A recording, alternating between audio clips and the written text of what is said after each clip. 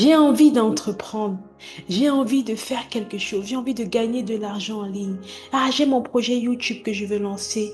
J'ai ma société Amazon que je veux créer. J'ai envie de vendre tel produit. J'ai envie de vendre tel accompagnement. Bienvenue à toi sur cette chaîne. Mon nom est Freddy Pascal. Aujourd'hui, je vais te parler de trois choses que j'aurais aimé savoir avant de me lancer dans le business en ligne. Reste jusqu'à la fin parce que la troisième erreur peut radicalement changer ton business, peut radicalement le catapulter, surtout si tu es croyante et que tu as envie de mettre une touche de divinité, une touche profonde dans ton entreprise. Alors, abonne-toi pour commencer. Je vois que beaucoup de personnes suivent les vidéos, mais ne s'abonnent pas. Donc, c'est super important de le faire pour booster l'algorithme, pour que l'algorithme puisse montrer justement la vidéo à d'autres personnes. Alors, mon nom est Freddy Pascal, je suis mindset et business coach et il y a de cela 5 ans que je me suis lancée dans le business en ligne. Et s'il y a des choses que j'ai appris dans ce parcours-là, ce sont des choses que j'aurais bien voulu savoir bien avant de me lancer. Mais je suis sûre que têtue que j'étais, même si on me disait, ben, je ne devais pas écouter. Mais j'aimerais te faciliter la tâche, j'aimerais te faire gagner en temps en te partageant ces trois choses vraiment qui, par ma foi, vont t'aider à améliorer, à avancer avec foi, avec assurance et aisance. Alors, la première chose que je veux partager avec toi, c'est en priorité de guérir de ces blessures intérieures. Oh là là, ça, vraiment, beaucoup de personnes, on en parle très peu. Lorsque tu viens déjà dans le mode de je veux gagner de l'argent, ça, c'est la dernière des choses à laquelle tu penses. Tu vois, tu vas penser à la stratégie, tu vas penser au mindset qu'il faut avoir, mais tu n'as pas idée à quel point les schémas inconscients qui sont enfouis en toi, lorsqu'ils ne sont pas bien réglés, lorsqu'ils ne sont pas bien ordonnés, peuvent te poireauter, te foirer la vie. Alors, qu'est-ce qui se passe en fait lorsque tu ne guéris pas de tes blessures intérieures avant d'entreprendre? Je vais te prendre le cas par exemple de la blessure du rejet, d'accord? J'en parle beaucoup parce que j'ai été victime, j'ai vécu des conséquences de la blessure du rejet, d'accord? Et lorsque tu ne guéris pas de cette blessure, ce qui se passe, c'est que quand tu débutes ton activité au départ, tu sais ce qui fait vivre une activité, c'est ton chiffre d'affaires. Si tu ne fais pas de chiffre, alors tu n'as pas d'entreprise. Donc, il te faut pour faire du chiffre des clients. Donc, au début, lorsque j'ai lancé mon activité de business coaching en ligne, il me fallait des clients, des premiers clients. Et je vais donc à la quête de ces premiers clients-là. Je poste des contenus sur des réseaux sociaux, je fais des appels de vente et tout. Et là, je fais face aux réalités du terrain. Je reçois des non, non, non et non. Et c'était comme un choc pour moi parce que j'ai commencé à prendre cela personnellement.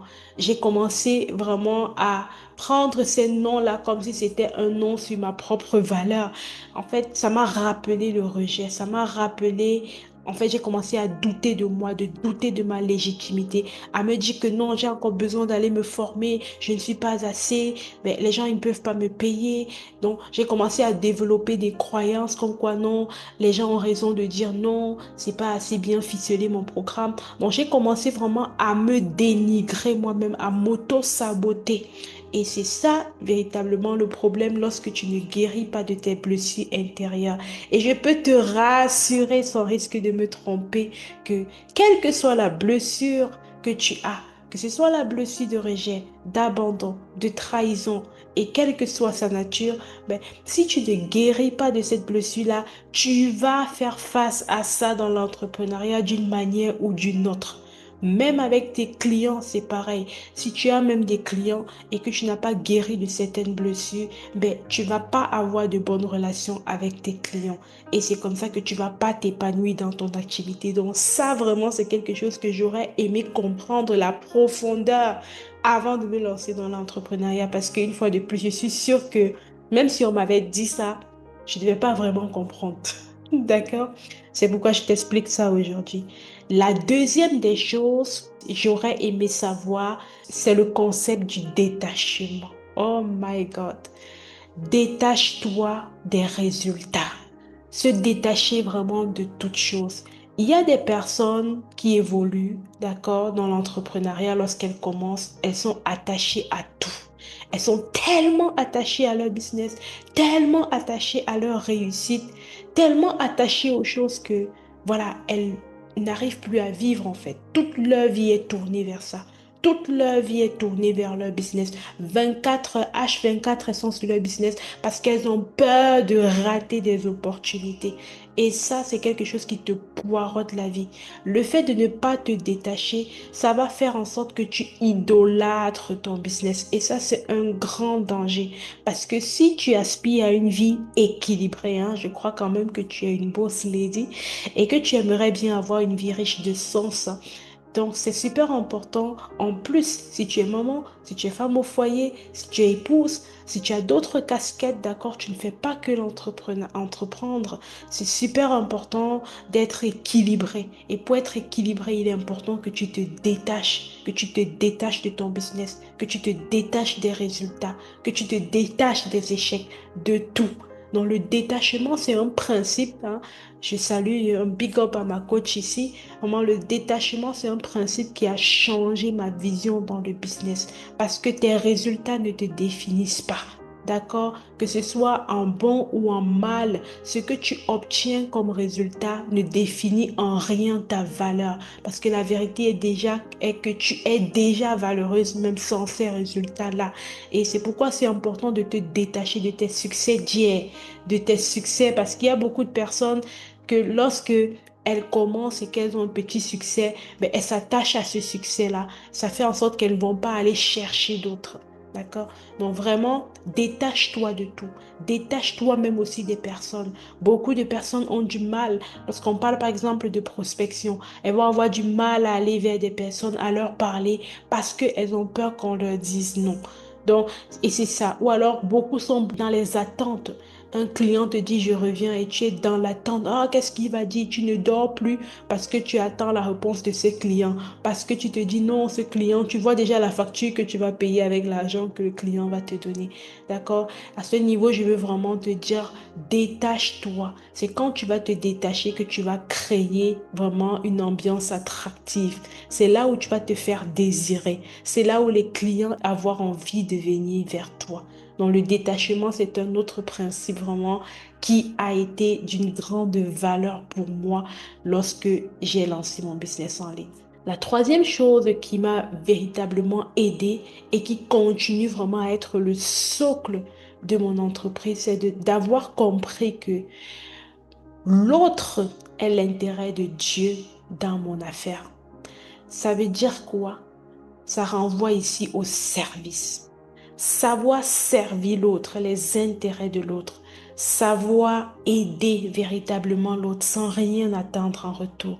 Savoir être passionné par les affaires de l'autre.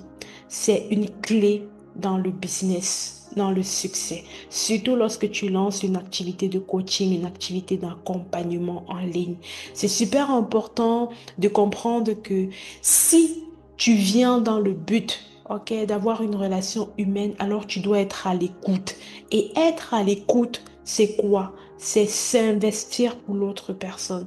Être à l'écoute, c'est pouvoir penser pour cette autre personne. Être à l'écoute, c'est pouvoir ressentir ce que l'autre personne ressent.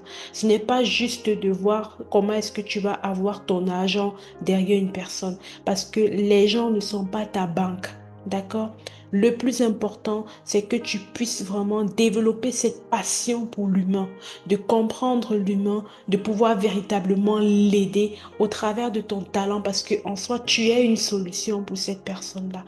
Donc, utilise les ressources qui ont en toi, exploite ta créativité, exploite vraiment ton potentiel pour pouvoir aller combler le vide de cette personne-là. Et quand tu réussis à le faire avec authenticité, avec sincérité, c'est une énergie que tu renvoies et qui va te revenir sous forme d'argent, sous forme de cash flow, sous forme de reconnaissance ou alors d'une bonne réputation. Parce que la Bible dit que la bonne réputation vaut mieux que l'argent. Donc, ça, ce sont des trois choses que j'ai apprises dans le business en ligne, que j'aurais aimé savoir avant de me lancer et qui m'accompagnent encore jusqu'ici. D'accord? Et pour ajouter vraiment à la troisième chose, le fait de servir l'autre de cette manière avec authenticité, avec vérité, c'est une façon vraiment de refléter la gloire de Dieu. C'est une façon de manifester sa foi et de dire à Dieu, j'ai confiance en toi. Parce que guess what? Quand tu confies tes affaires à Dieu, il te montre le chemin. Quand tu confies des affaires à Dieu, en fait, tu reçois des directives profondes, des directives cachées, des choses que tu ne vas voir nulle part ailleurs. Tu commences à méditer sur certaines idées, tu obtiens des stratégies qui n'existent nulle part ailleurs. Parce qu'en réalité, l'ancien fait la différence dans le business. Donc, ce que tu reçois par révélation, c'est ça qui va te distinguer dans ton entreprise. D'où la nécessité vraiment de servir et d'être à l'écoute. Qu'est-ce que Dieu te dit par rapport à ce business? Il y a une différence entre ce que tu fais parce que Dieu t'a dit, ce que tu dis parce que Dieu t'a dit, et une différence entre ce que tu fais parce que tu vois, tu as vu les autres faire. OK? Donc, voilà un peu le fait d'être vraiment connecté, d'être aligné vraiment à sa mission divine, d'être connecté au plan parfait de Dieu pour ton business va te permettre également d'éviter la comparaison. D'accord? Quand tu es en ligne, en fait, il y a d'autres personnes en ligne, tu vas voir, ah, tel évolue plus vite et tout. Tu vas commencer à te comparer. Et quand tu te compares, tu tues en fait ton unicité. Lorsque tu te compares, tu tues en fait ta capacité, ok, à révéler ce que tu as d'unique en toi. Alors, voilà en fait les trois choses qui m'auraient vraiment aidé. Mets en commentaire quelle est la chose qui te parle la plus. Voilà, qu'est-ce que tu vas essayer d'appliquer dans ton business. Est-ce que tu as un business que tu veux lancer? Ça me ferait plaisir de savoir quelles sont vos ambitions sur cette chaîne. Et abonne-toi, like, partage. Rendez-vous au prochain numéro.